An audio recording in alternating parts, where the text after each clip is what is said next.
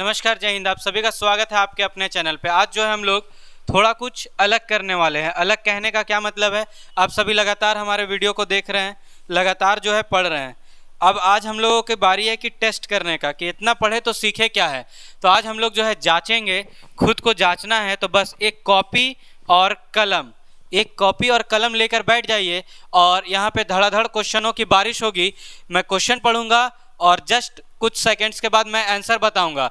आप मेरे बताने से पहले उसका ऑप्शन मतलब क्वेश्चन नंबर और फिर उसके बगल में आप option A B C D जो भी है आप लिखते जाइए और फिर लास्ट में मैच कीजिए कि आपका टोटल में कितना आया, कितना आउट ऑफ कितना आप स्कोर कर रहे हैं। और कमेंट करके ये चीज़ ज़रूर बताएं। अगर वीडियो आप देखना शुरू किए हैं तो स्किप ना करें। क्वेश्चन बहुत ही जेन्युइन प्रीवियस ईयर्स के आए हुए क्वेश्चन सारे हैं।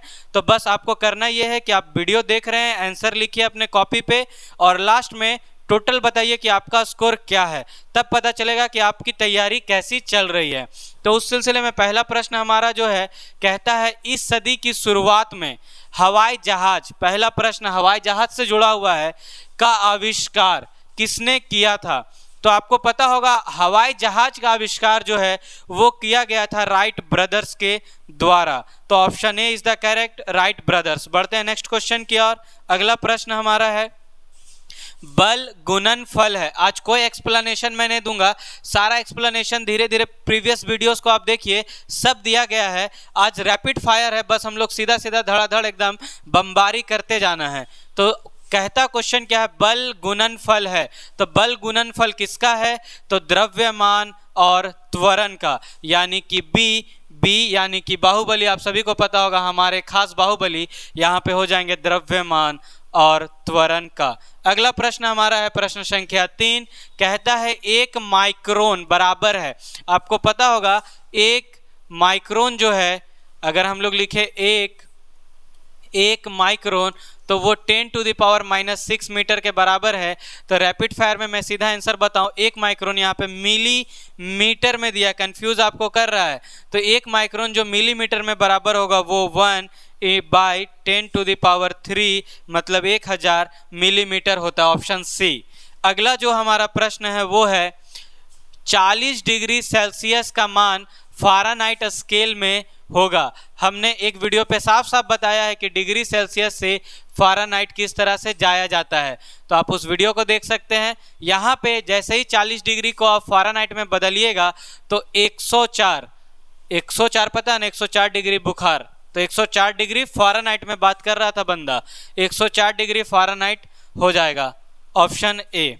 अगला प्रश्न हमारा है, त्वरण ज्ञात। त्वरण का मतलब आपको पता होगा एक्सेलरेशन फाइंड करने का सही सूत्र कौन सा है, सही फार्मूला कौन सा है। तो आपको पता होगा एक्सेलरेशन हम लोग लिखते हैं v - u final velocity minus initial velocity by time. तो ए ऑप्शन इसका भी सही हो जाएगा, a = v - u/t। अगला प्रश्न हमारा है प्रश्न संख्या 6, कहता है पदार्थ के संवेग आपको पता होगा मोमेंटम और वेग यानी कि वेलोसिटी, दोनों का जैसे ही ले लेंगे अनुपात तो पूछता है कि कौन सी राशि आपको प्राप्त होएगी या कौन सी प्राप्त राशि होती है। तो जब हम लोग दोनों का ले लेंगे रेशियो तो आपको मिल जाएगा यहाँ से द्रव्यमान, यानी कि option C is the correct. अभी तक आप अपना स्कोर टैली करते जाइए कितना आपका सही हो रहा है और लगातार करते ही रहिए। अभी हम लोग पूरे प्रश्नों को देखने वाले हैं। वायु में ध्वनि तरंग होती हैं। ध्वनि तरंग अगर वायु की बात करी जाए तो वो अनुदैर्घ्य होती है, वो लॉन्गिट्यूजनल होती है, लॉन्गिट्यूजनल, ये आपको याद रखना है, अनुदैर्घ्य, ऑप्शन बी यानी कि बाहुबली।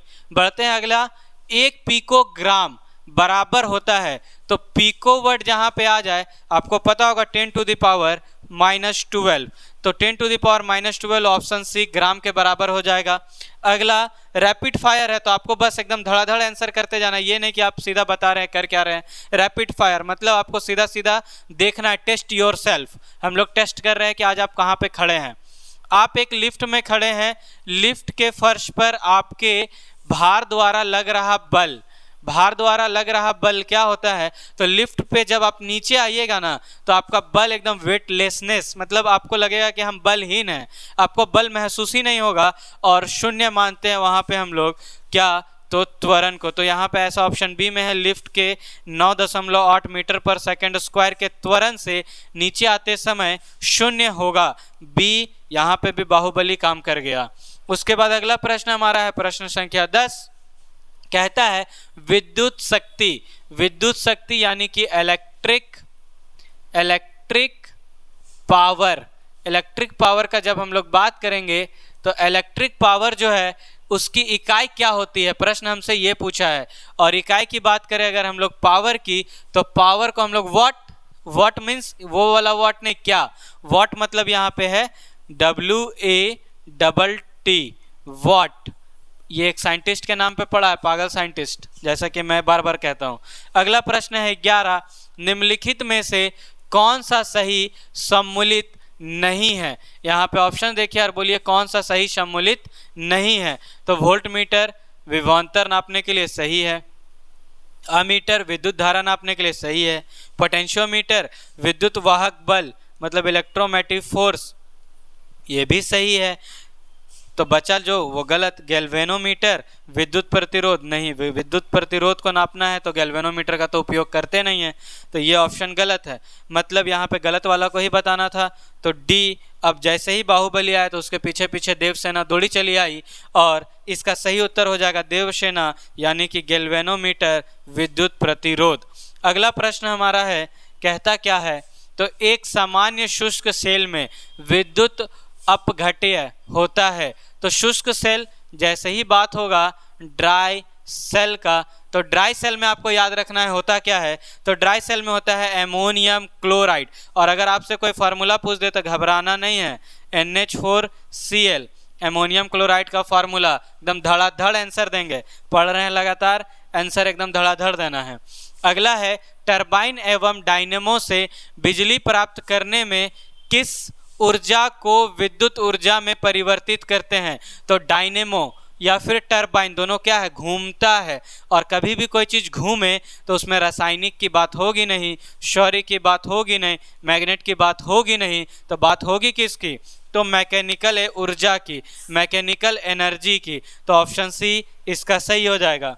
अगला प्रश्न हमारा है 100 वाट का बिजली का बल्ब यदि 10 घंटे जले तो बिजली का खर्च होगा। इसको आपको सॉल्व भी करना है, याद रखिएगा, और सॉल्व करके आपका उत्तर क्या आना चाहिए, तो उत्तर आना चाहिए हमको पता होगा किलो वाट आवर के बराबर होता है यूनिट, या फिर बोलिए 1 यूनिट। अगर 1 किलो वाट है तो इसको जैसे ही सॉल्व कीजिएगा तो आएगा 1 किलो वाट आवर। आपको सॉल्व भी करना है इसलिए क्योंकि यहाँ रैपिड फायर, तो हम बाहुबली के साथ निकल गए। एक इकाई, ये नहीं कि मैंने यहाँ पे एक लिखा तो आपको देखकर एक बोल देना है, सॉल्व करके बाकायदा एक आने वाला है। आप भी सॉल्व करके देख सकते हैं, नहीं तो प्रीवियस वीडियो पे जाइएगा, एक्सप्लेनेशन भी आपको मिलेगा। अगला प्रश्न हमारा है विद्युत मोटर में, विद्युत मोटर में क्या होता है, तो मोटर क्या करेगा, मोटर क्या करता है, वो एनर्जी को किस एनर्जी में, किस ऊर्जा को किस ऊर्जा में बदलता है। तो आपको पढ़ना होगा इसके लिए ऑप्शंस। जैसे ही आप मोटर देखिएगा तो वो इलेक्ट्रिक एनर्जी को लेता है, विद्युत ऊर्जा को लेता है और उसको मैकेनिकल एनर्जी में बदलता है, जिसको कि हम लोग यांत्रिक ऊर्जा बोलते हैं। तो बस ऑप्शन सी, विद्युत ऊर्जा को यांत्रिक ऊर्जा में बदला जाता है। और ये काम कौन करेगा, तो बखूबी करेगा ये काम हमारा मोटर।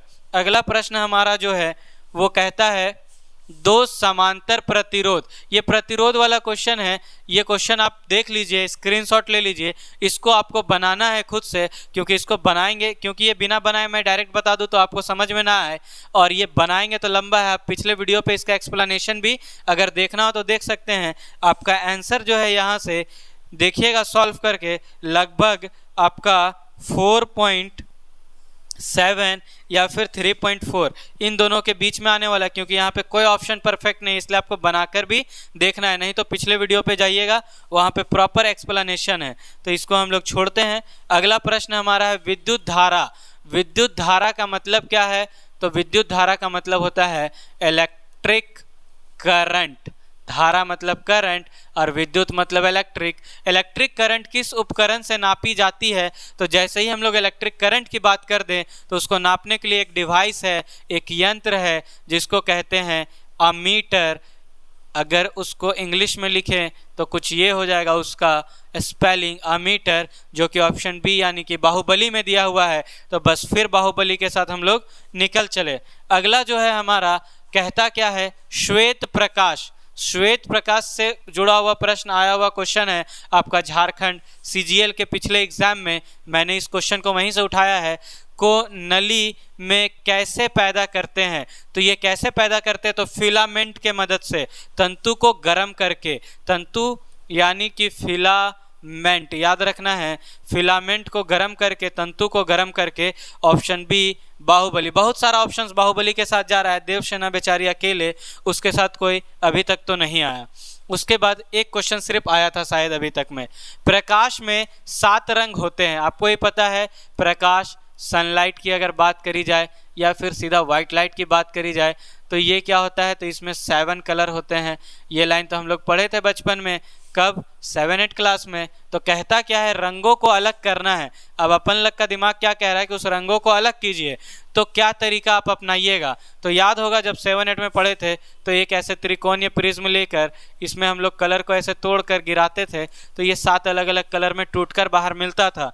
तो एक प्रिज्म से रंगों को अलग अलग किया जा सकता है। ऑप्शन ए ही इसका सही है, एक प्रिज्म के मदद से। अगला प्रश्न हमारा जो है वो क्या कहता है? आइंस्टीन को नोबेल प्राइज, आइंस्टीन को मिला है नोबेल प्राइज। आप सभी को पता होगा आइंस्टीन बहुत फेमस, E = mc²।